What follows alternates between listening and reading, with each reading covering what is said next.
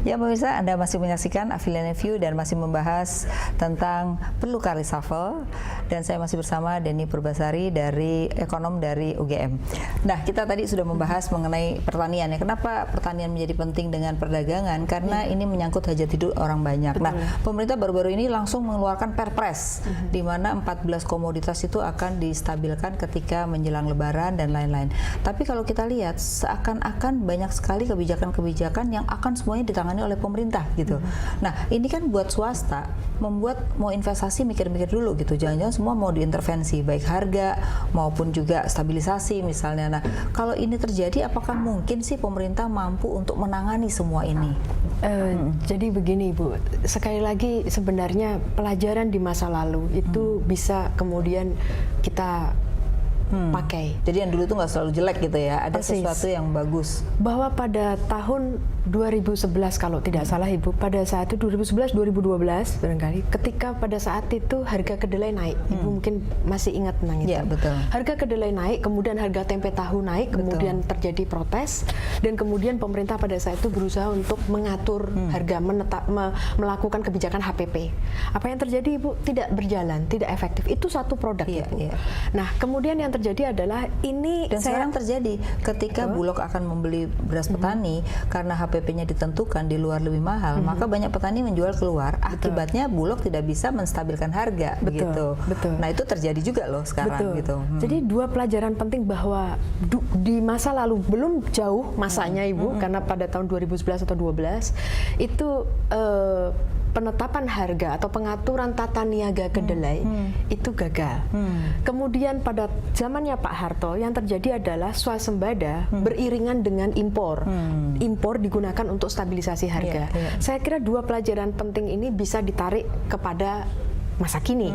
Nah, terkait dengan bahan pertanian Ibu, ini saya kira Kementerian Pertanian maupun Kementerian Perdagangan dan Kementerian Teknis yang lain ini barangkali perlu untuk merenungkan bahwa harga itu sebenarnya kan jujur Bu, refleksi dari scarcity. Betul. Kalau misalnya harga itu naik, berarti menunjukkan bahwa supply tidak mencukupi, apapun alasannya, apakah itu karena kering, karena kekeringan, hama, tikus, wereng, atau gagal panen karena kebanjiran, apapun itu Bu. Atau distribusinya, atau mungkin ada yang hoarding Ibu, bisa jadi seperti itu. Namun bahwa ketika itu harga naik, disitulah kemudian stok atau kemudian kebijakan impor itu kemudian bisa masuk. Sinyal bahwa harga mulai merangkak naik, dan itu sebenarnya kalau ke produk pertanian relatif seasonal, yang terjadi itu bisa diduga, dan kemudian itu harus beriringan dengan kebijakan perdagangan, yaitu impor Ibu. Tetapi jadi artinya bahwa dua hal ini, kementerian ini sebenarnya kalau kita lihat kinerjanya jauh di bawah yang diharapkan ya, karena ini kan ujung-ujungnya harus ada evaluasi juga nih dua kementerian ini gitu ya. Karena kemudian ujung-ujungnya bagi rakyat banyak Ibu, sebenarnya yang dilihat itu adalah harga-harga bahan pangan. Pemerintahnya mau apa, yang penting harga pangannya buat dia stabil gitu ya. Dan itu kan kemudian mempengaruhi daya beli dan kesejahteraan masyarakat kita. Katakanlah kalau pendapatan kita naik tetapi kemudian ada inflasi, yang terjadi adalah itu pasti akan tergerus juga daya belinya. Jadi, dan ini Bu, saya kira perhitungan-perhitungan seperti proyeksi tentang konsumsi, proyeksi tentang supply atau pasokan, semuanya adalah proyeksi. Kalau itu proyeksi Ibu, maka pasti kita tahu ada error. Kita tahu ada error. Bagaimana kita kemudian bisa tahu misalnya saja luas lahan padi, kemudian produktivitasnya, mana yang beririgasi, mana yang tidak. Pokoknya kesimpulannya ini dua kementerian ini perlu dilihat kembali, karena rakyat tuh pokoknya yang penting stabil. Dari hasil survei tadi kan menunjukkan seperti itu ya. Nah, sekarang dikaitkan dengan ekspor. Kalau kita lihat ekspor kita kan cenderung menurun ya, dan kelihatannya ada target dari Kementerian Perindustrian ya, di mana ingin membuat industri atau hilirisasi itu makin tinggi ya. Bahkan kalau perdagangan pengen 300% kenaikan ekspor, artinya 300% kenaikan ekspor itu kan harus dilakukan oleh Kementerian Perindustrian dong gitu. Tapi kalau kita lihat apa yang dilakukan di dalam Kementerian Perindustrian ini belum nampak ada kebijakan yang signal lah, paling tidak signal ya. Kita kan nggak bisa ngelihat hasilnya dalam waktu pendek, tapi signalnya belum ada. Dari sisi insentif belum kelihatan mau kemana ya. Bahkan IC akan membuat kongres tentang industri karena melihat kondisi industri kita itu sudah setengah mati gitu. Nah, gimana melihat industri di Indonesia nih berkaitan dengan kebijakannya?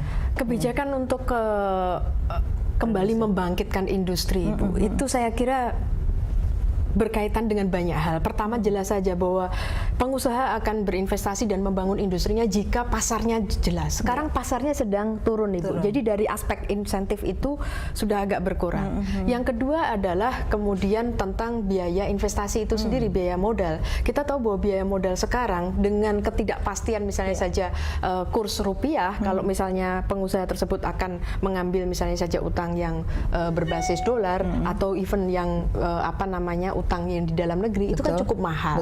Yang ketiga, Ibu, itu ketenaga kerjaan. Jelas ketenaga kerjaan jadi isu. Dan yang keempat yang sangat fundamental, jelas infrastruktur, Ibu. Infrastruktur ya sebenarnya. Jadi artinya di sini Kementerian Industri harus berkaitan dengan perhubungan juga, ya kan? PU khususnya begitu ya. Nah, cuman yang saya lihat ada lupa, yaitu melibatkan pemerintah daerah. Jadi semua itu mau diatur di pusat, padahal sebenarnya bagaimana menstabilkan harga itu kan bisa mengajak pemerintah daerah ya. Bahkan baru-baru ini gubernur-gubernur itu berkumpul untuk mengatakan kita akan bantu, yang penting ada dana yang digunakan untuk menstabilkan harga di daerah. Jadi mereka antar provinsi itu melakukan kerjasama begitu. Nah, kelihatannya di sini mekanisme undang-undang otonomi daerah dengan pemerintah pusat ini tidak link gitu loh, sehingga hanya melihat ini adalah transfer dana ke daerah, tapi tidak ada link atau koordinasi antara departemen dengan daerah. Seperti apa nih, termasuk industri dan stabilisasi harga? Iya, Ibu, saya pikir dana itu bukan isu, Ibu, kalau di daerah. Kita tahu bahwa banyak sekali sebenarnya dana transfer daerah yang sudah diberikan sejak awal tahun itu bahkan ke daerah. Sekarang sudah hampir 700 triliun ya? Iya, total sekarang ini sekitar 270 triliun, Ibu. 270 triliun, dan karena aturannya adalah kalau tidak habis bisa dipakai di tahun yang akan datang, yang terjadi ini membuat daerah kurang punya insentif untuk kemudian segera bisa nanti tahun merealisasikan. Depan, gitu ya? Betul, Ibu. Ini agak berbeda dengan aturan anggaran yang di pemerintah pusat. Nah, jadi menurut saya anggaran bukan isu, tetapi koordinasi, iya betul itu isu. Dan kemudian leadership ya, Ibu, ya, bahwa pemerintah pusat katakanlah mengharapkan ini dan mengharapkan dukungan daerah dalam bentuk seperti ini, dan kemudian monitoring progres dan juga fasilitasi kepada pemerintah daerah jika pemerintah daerah ada masalah yang terkait dengan mungkin peraturan perundang-undangan yang itu ditetapkan di pusat. Nah, karena industri sekali lagi membutuhkan sinyal itu, Bu. Kemudahan-kemudahan jadi seperti kalau begitu sebenarnya keterlibatan daerah, misalnya bagaimana mengunggulkan daerah-daerah yang punya produk unggulan berbasis ekspor misalnya. Nah, ini kan kita belum gali ya. Artinya di Kementerian Perindustrian sendiri kita nggak ngelihat bagaimana mengajak daerah untuk daerah unggulan atau produksi unggulan itu diberikan insentif, atau paling tidak mereka memberikan satu kebijakan-kebijakan. Malah kalau kita lihat sekarang seolah-olah populis, tetapi masyarakat merasa dirugikan. Salah satunya misalnya kelautan ya. Sekarang ini banyak keluhan pengusaha, kapal asing tidak boleh, tapi di dalam negeri sendiri belum ada kapal-kapal. Akibatnya banyak ikan tidak bisa tertangkap dan akhirnya pengusaha berhenti, nelayan berhenti. Nah, kebijakan seperti ini di satu sisi buat rakyat seneng, tapi rakyat yang lain nggak seneng. Gimana nih? Nih evaluasi terhadap Menteri Kelautan dan Perikanan. Kalau saya melihat, saya orang yang percaya dengan private sector itu akan selalu berusaha, Ibu, mencari katakanlah modal atau alat usaha yang terbaik, yang sesuai dengan yang dia butuhkan. Nah, ketika ada satu katakanlah sumber untuk mengakses barang modal ini ditutup, yaitu tidak boleh mengimpor, Ibu. Maka yang terjadi adalah dia kan kemudian pilihannya menjadi lebih sedikit. Nah, tentu saja kalau misalnya kualitasnya itu sama tidak masalah, tetapi kalau misalnya kualitas atau spesifikasi teknis itu tidak sesuai yang dia butuhkan, maka yang terjadi adalah barangkali dia tidak akan atau tidak akan berinvestasi atau melakukan ekspansi. Jadi saya pikir ini, Ibu, jangan terburu-buru. Ini lesson untuk pemerintah yang sekarang, jangan terburu-buru mengambil keputusan. Harus kemudian benar-benar ditimbang, dan kalau itu cost benefitnya tentu saja, yang terjadi adalah kalau jangan buru-buru dan harus menimbang, itu kan berarti harus duduk di meja dan kemudian melihat harus dianalisa impact ya terhadap suatu keputusan, dan konsultasi kepada semua stakeholders. Kita kurang sekarang ini adalah dokumen akademis di dalam membuat suatu keputusan. Mekanisme di dalam membuat kebijakan itu tanpa ada akademis, sehingga itu bisa dibaca semua orang. Nah, mungkin ini yang menjadi pelajaran penting ke depan tuh dalam keputusan, mestinya ada hal-hal akademis yang bisa dipertanggungjawabkan ya. Nah, sekarang kan kelihatannya kita belum lihat nih dokumennya. Oke, nanti kita lanjutkan terus lagi ya. Pemirsa, tunggulah sesaat lagi karena kami akan kembali untuk Anda.